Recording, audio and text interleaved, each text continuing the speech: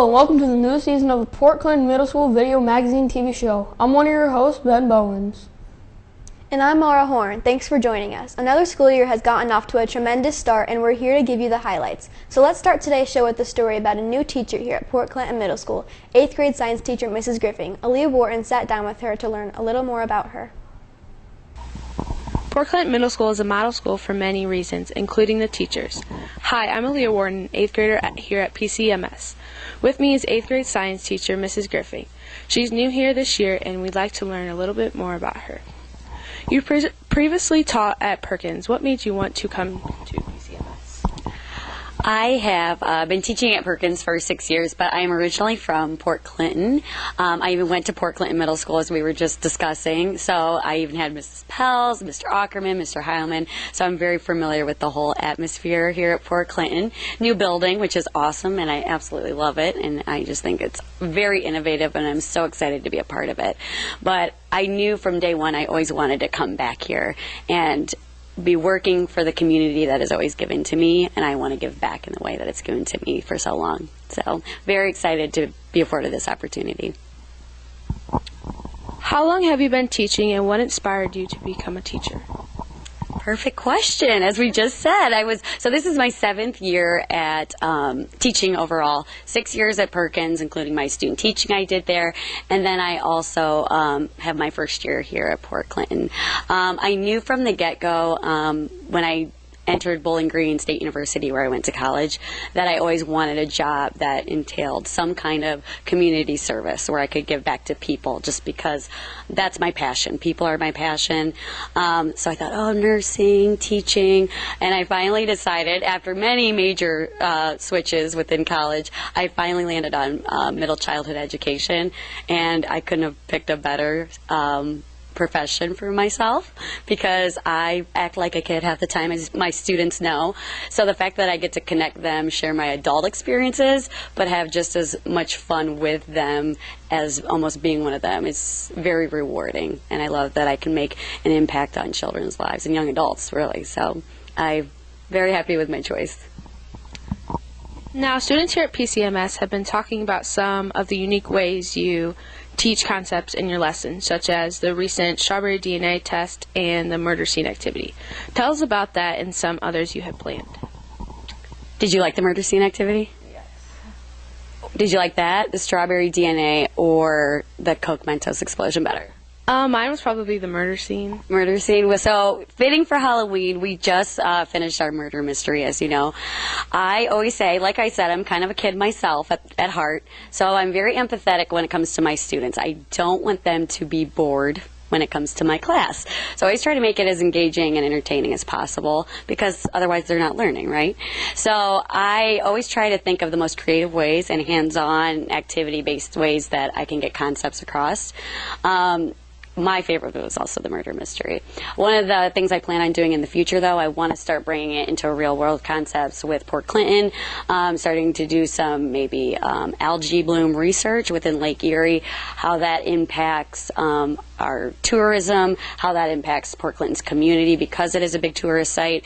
So my next goal would be to get kids further from just hands-on activities, but exploring out in the community and how we can actually help real-life issues going on in science. So it's lots of fun. We know you welcomed a new addition to your family over the summer. Can you tell us a little bit about your family? Yes, I'm exhausted, but it is so worth it. It's exhausting, but I could not be happier. I feel like all my dreams are coming true, because not only did I get my job here at Port Clinton, where I've always wanted to work, but now I have a 2.5-year-old Harry, and then I have my 4-month-old Ava. And so I accepted the position here like a week right after I had Ava. I was right out of the hospital, so I have all these new changes in my life, but I love going home and see their smiling faces every day, and I couldn't be more thrilled to be a mom and wouldn't change it for the world. And then, of course, I have to give credit to my husband, Thomas, because he is there for me through thick and thin. So definitely strong family structure. I also love being in Port Clinton because my mom, my dad, my whole family's here as well. So family is very important to me just as much as my students. Thank you, Mrs. Griffin, for joining me today. We're happy you're here. Thank you. I love it. We're so happy to have Ms. Griffin here at PCMS. Another thing we're pretty happy about is this year's 8th grade football team. They went 8-0 this season to remain undefeated for the second year in a row. Madison Owen was here for the last game to see what some players and their coach had to say. Hello, my name is Madison Owen. I'm here with Adam Turbin and Cameron Gillum. They're both players on the football team. Their team is undefeated for 2 years. Adam, what is your favorite part of being on the football team? My favorite part is probably playing with my friends and having fun with my friends. Okay. Cameron, why did you start playing football?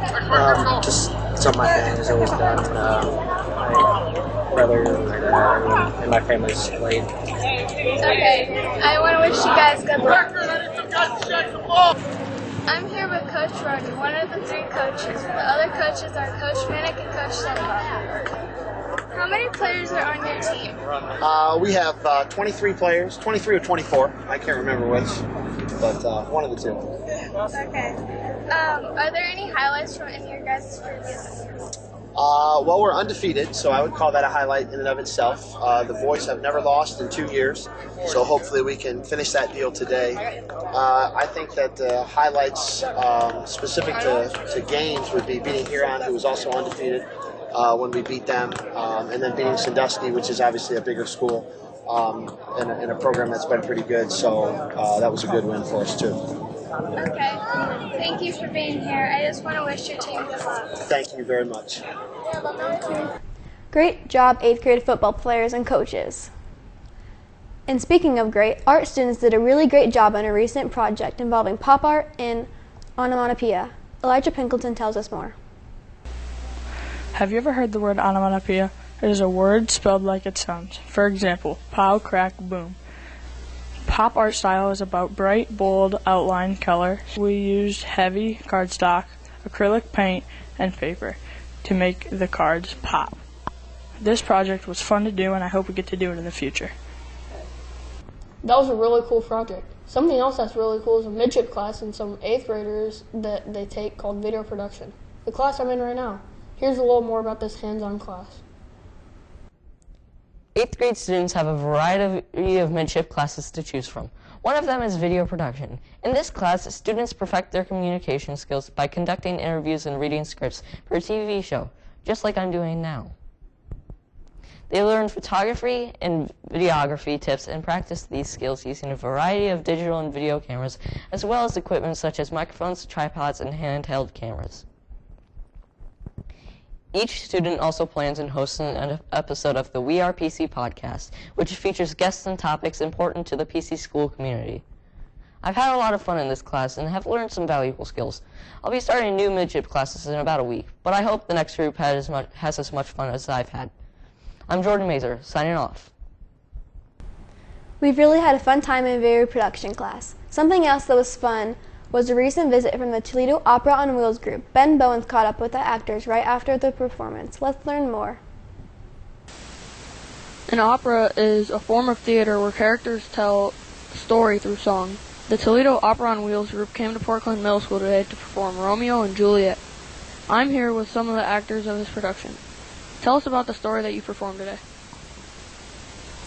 So the story of our performance of Romeo and Juliet follows William Shakespeare's original play pretty closely. Romeo and Juliet is the story of 2 star-crossed lovers from rival families in a small town in Italy called Verona. Romeo and Juliet meet and fall in love, but have to undergo certain trials and circumstances in order to be together. Unfortunately, depending on the ending, both Romeo and Juliet die, or in an alternate ending which we offer, they both end up living happily ever after. Interesting. What is the mission about Toledo Opera on Wheels?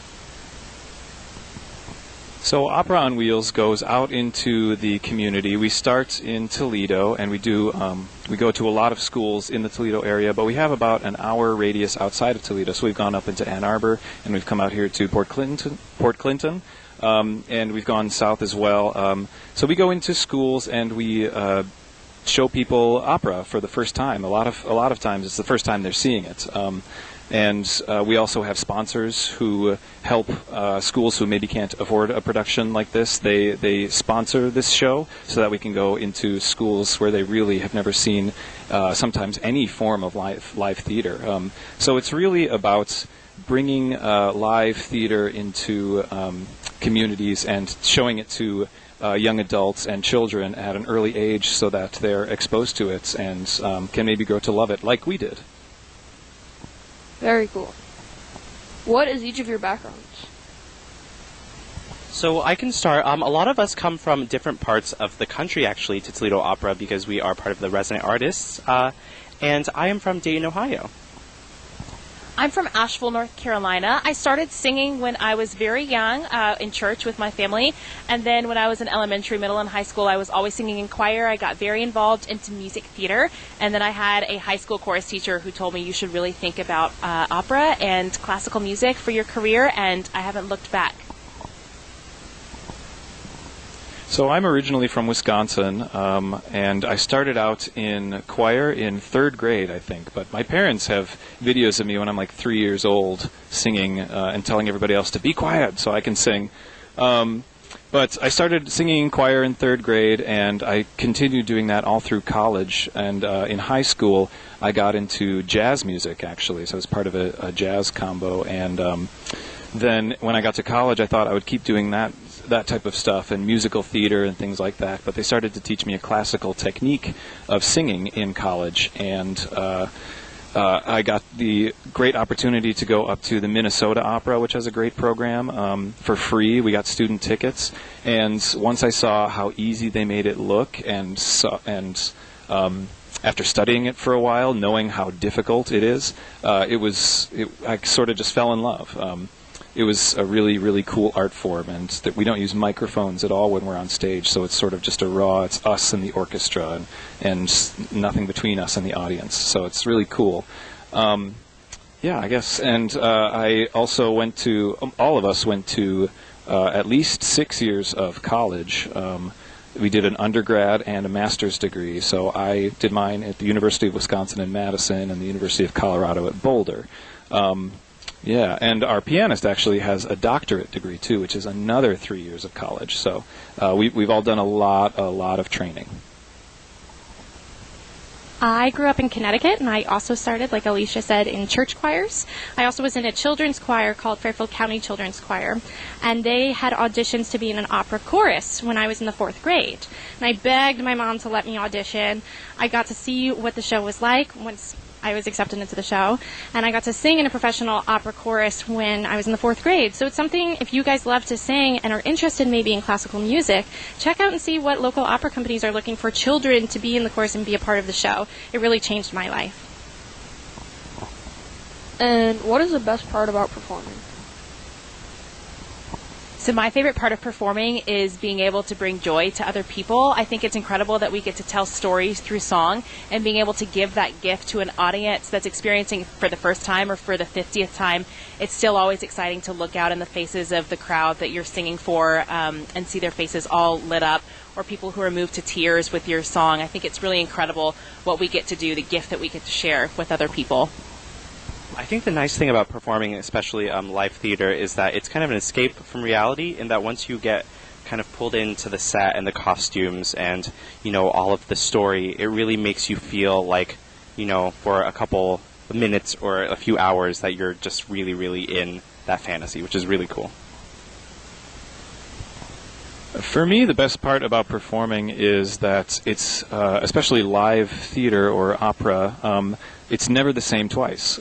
So when you see a movie, it's a recording, or you listen to a song on the radio, it's recorded and it's always going to sound the same. But when we do opera, it's never the same show twice, because there are just little differences between every show that make it exciting and interesting. And I also love performing with my colleagues, with other singers. It's a lot of fun to get together with a group of people, many of whom you might never have met before, and put on this great production and this fantastic music that we get to dive into. It's a lot of fun. My favorite part is the costumes. When I was really, really little, I loved playing dress up, and now it's my job to dress up all the time and I get paid to do it. But in this show, I think my favorite part of performing is definitely the sword fight. It's pretty awesome as a girl to go against two guys at once with my sword, so that's my favorite part. Thank you to Toledo Opera on Wheels for coming here today, and administration for making this possible. While some students have dreams of performing on an opera someday, others may dream about performing music. We have someone here at PCMS that knows a little bit about that. Orchestra teacher, Mr. Stidek. Let's go now to Mara's interview about Mr. Stidek. So our orchestra here at Port Clinton is the best in the county and maybe even the state. It takes a lot of hard work and dedication from the teachers and the students to hold up such a high rank. So today I'm here with Mr. Sidak, the middle school and high school orchestra teacher. Welcome. Thank you. So how long have you been teaching and where have you taught? Well, this is my 26th year teaching instrumental music. Most of my career I've been at Port Clinton. I've been here for 15 years. I also taught in Marion, Ohio. I taught there for 11 years as a band director. I also did some substitute teaching, and I also teach at Terra State Community College, teaching bass and teaching cello as part of their music department. Cool. So what works in terms of recruiting younger kids to do orchestra? Well, I think what works best is being excited about it. If you're excited about it, if you're passionate about what you do, the students are going to respond in kind. So I like to make my recruitment demonstrations a lot of fun. I also make them hands-on where the kids have a chance to play the instruments, and I think that makes a big difference. So we have some upcoming concerts. What helped you in terms of picking the music? Well, I spend a lot of time picking out music. I listen to a lot of music online, orchestra music online, and I also study the scores. You can see all of those things online. There's tons of resources, so I do a lot of homework that way. And in doing that, it helps me decide what's going to be a good fit for each group, because I have to pick for 7th grade, for 8th grade, and for my high school groups for the upcoming holiday concerts. So, yeah, it takes some time, but it's well worth all the effort. So I see what kind of works best with us. What is your favorite genre of music and why? I'm glad you asked that question. I like a lot of different kinds of music. Some days it depends on my mood, but I'll listen to a lot of classical music. Since I'm a string player, that kind of is something that we do a lot, but I also listen to a lot of jazz. I listen to a lot of R&B. I love Motown. I took a trip up to Detroit and went to the Motown Museum. It was fantastic. I love that kind of music. I also listen to a lot of classic rock. The Beatles. I grew up listening to the Beatles. I was born in the mid-'60s, and my mother had an impressive record collection, so we were always listening to music, and the Beatles were one of the things I heard a lot growing up. And so the classic rock is what I really, really like. The Beatles, Led Zeppelin, and then bands like Kiss in the 70s. So I heard you do an imitation of Gene Simmons from Kiss. How did that start? Well, it started back in the 70s. The first record that I ever bought with my own money was Kiss Alive, and that was in 1976. I was about 10 years old, and I was hooked ever since. Last year, the high school did a talent show, and the teachers always do a skit, and so one of the things that they wanted to do was portray different bands that were on MTV and all that way back in the day. So Kiss was one of those things, and let's just say it like this. That wasn't the only time I've ever portrayed Gene Simmons in my life. So I've been doing that quite a while. Thank you so much for being here today, Mr. Stack, and we wish you good luck on all the upcoming concerts. Thank you.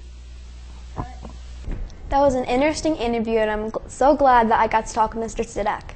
The holiday season is quickly approaching, which means spending time with family, celebrations, and enjoying time away from school. So what have you been doing over the holidays? Probably sleeping a lot. One thing that STEM students might be doing over break is going to see the latest holiday movie. Here with a movie review of The Grinch is reporter Joseph Dubé. On November 9th, a new movie opened up. It's a remake of the original, How the Grinch Stole Christmas. With a $66 million opening weekend, The Grinch topped the box office for Universal Pictures. The character of the Grinch is narrated by Pharrell Williams and tells the story of the disgruntled Grinch, aggregated by a town full of joyful Whoville residents getting ready for Christmas. He hatches a plan to steal all their presents, and while the movie reviewers have given it mixed reviews, families will most likely love this animated feel-good Christmas tale. So if you're looking for a great holiday movie, look no further than The Grinch. I am Joseph DeBay for PCMS Video Magazine. Back to you in the studios. Thanks, Joseph. Looks like a good movie. And something else that's been good are the dishes that students have been creating in work and family class. Christian Meyer spent some time in class and recently a cooking lab day. Let's roll out the footage now, please. Have you ever entered the Port Clinton Middle School building and wondered what the delicious smell was? Chances are you are smelling the work of very busy students cooking in Mrs. O's work and family class. Students must pass a safety test prior to going into the kitchens. They search for recipes and make a shopping list of ingredients needed. Each group assigns specific jobs to each group member so they can learn how to work as a team. I was there on the day the 8th graders were cooking. Students chose the recipes themselves, which means there are usually a variety of dishes being cooked. I saw stir-fry, hamburgers, spaghetti, soups, and enchiladas, all being expertly prepared by the student chefs. In work and family class, students practice skills they can use for the rest of their lives. How to understand nutrition, follow a recipe, and work as a team. Sometimes the dishes turn out amazing and other times they are major flops, but they learn from them and try something different next time. I'm Christian Meyer, signing off. Our next story features another midship class that students really enjoy, phys ed. Maya Curry is here to tell us more. For some students, phys ed class is their favorite part of the day. Everyone gets to take this class in 6th, 7th, and 8th grade. Class starts with laps to warm up, and all students are required to wear PE uniforms of red shorts, gray PC shirt, and tennis shoes. Mrs. Dackerman is a teacher, and she keeps things interesting by teaching students the fundamentals of flag football, handball, floor hockey, ultimate frisbee, and even tinkling. But it's not all fun and games. Students must also pass the fitness test, which shows their cardiovascular endurance, flexibility, and strength. The recommended amount of exercise is 30 minutes a day. Hopefully students are staying active even when they are not in phys ed class. Thanks, Ms. Dackerman, for making phys ed fun. Next up is Ethan Rensberger. He's interviewing a few of the volleyball players after the season was over. Let's take a look. So fall sports have just ended, and volleyball was a sport that was in the fall. And I'm here with Claudia Gillum and Addison Sifke, and they were members of the 8th grade Port Clinton Middle School volleyball team. What was your position, Claudia? I played as a setter. And what did you do as a setter? I set the ball up for the hitter so they can hit the ball and we can try to get a point. Cool. How do you think the season went overall, Addie? We didn't have the best record, but we tried really hard and we had the best team and we made the most of it. Claudia, what do you believe was the best part of the season? Definitely our team. Everyone worked well together and it was just such a fun experience. What are you guys going to do to improve this off season? There are many travel leagues and some of us have joined some of them, and we work hard by lifting and doing extra conditionings with the high schoolers. Can you both give me one volleyball word/term and explain why and what it means in volleyball? So I'll do set, and a set is basically like a game of it. So there's always 2 sets in a game, which you'll switch sides, and to win a set you have to get 25 points. And the first team to reach 25. Now if it's 24-25, you have to win by 2 points. And then every set you'll switch sides, and if you go to a 3rd set, you'll either choose to switch side or serve. Now which one for you, Addie? I chose ace, and acing is when you serve the ball over and it either hits the floor or hits one player's arm and shanks off of it. And usually we do a cheer when we get an ace. and because it's like something good and like a goal that many players set. That's very cool. Thank you for joining me today, and good luck on your upcoming season. Our next story features the ending activity from this year's fundraiser, the Mega Party. Jacob Reif was there to catch all the action. Here's what he had to say. Hello, I'm Jacob Reif, here with the Port Clinton Middle School, where they recently finished their annual fundraiser event. They collected a total of $9,500 in profit for the school towards their athletics, trips, and clubs. Various rewards were given, such as time and a money machine and Kalahari passes, while the top 24 sellers were treated to a limo lunch. The top seller for the school earned $250, and 64 students were invited to the Mega Party, which is what you see going on behind me. As you see, there are multiple events and fun activities at the Mega Party, including the money machine, the jousting, the bungee course, and the bungee jump. Thanks, Jacob. It looked like a lot of fun. Now on to the next story. Many parents complain about the amount of time kids spend playing video games, but do they really know a lot about them? Riley Barnett explains a little bit about some of the most popular games out right now. Fortnite. Hello, my name is Riley Barnett, and I'm here with an explanation for a free game that is very popular with kids my age. It's Fortnite. Here's a quick explanation. Basically, you start with 100 players in a battle bus. All the players skydive down to an island, which seems pretty cool with one exception. Once you land, everyone tries to kill you. The last person standing wins, so it helps if you find some weapons. You can also pickaxe some materials such as wood and stone to build things or get to higher ground for perspective. Finally, you need to stay inside the eye of the storm, but that area gets smaller and smaller each time, which means you'll have closer people trying to kill you. Don't get killed, you win the game. Fortnite is a fun adventure game that you can play with lots of other players, but due to some of the mild violence involved, it's not for everyone. You know, Ben, there have been a lot of changes in school lunches over the years due to changing guidelines. Stephanie Jadwiziak was able to catch up with Mrs. Pam Bacon, the Director of Food Services for the Port Clinton schools. Let's see what she learned. Many students at PCMS will say lunchtime is their favorite time of the day. I'm Stephanie Jadwiziak here with Pam Bacon, the Director of Food Services here at our schools. Are there any changes in the guidelines that affect your job recently? Lucky for me, in May of 2017, the USDA, led by Sonny Perdue is his name, recognized that the lunches, the kids weren't eating the lunches. They were throwing a lot of lunches away. It was really affecting their educational time because who can think on an empty stomach? So they started to relax a little bit with some of the restrictions that they had. So they were trying to tier like the salt content, and they stopped at Tier 1, I believe it is, so we can have a little bit of sodium. It's like low sodium.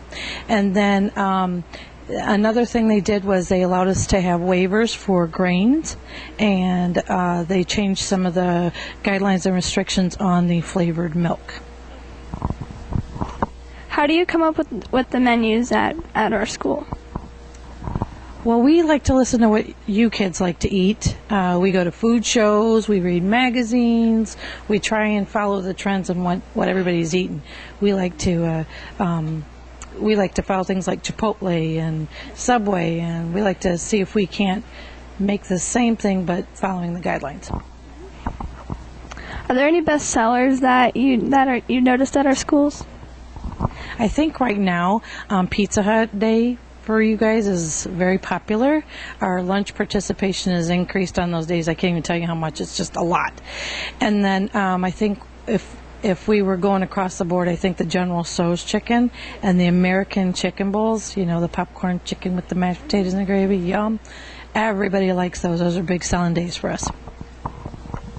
Do you like to incorporate any of your own recipes into the menus? I wish I could, but they probably wouldn't taste the same because of the guidelines that we have. No salt, no sugar, but that's okay. There are some things we just kind of tweak to get it so you guys will like it and it'll be good to you guys. Thank you for being with us today, and we are thankful you take care of lunch at our schools. Well, that concludes another edition of the PCMS Video Magazine. We hope you're enjoying watching us as much as we enjoyed putting it together. You can catch the individual stories online anytime at the Port Clinton City School website. Simply click the videos link from the homepage and then click Port Clinton Middle School. Thanks for watching. We'll see you on the next show. Don't worry.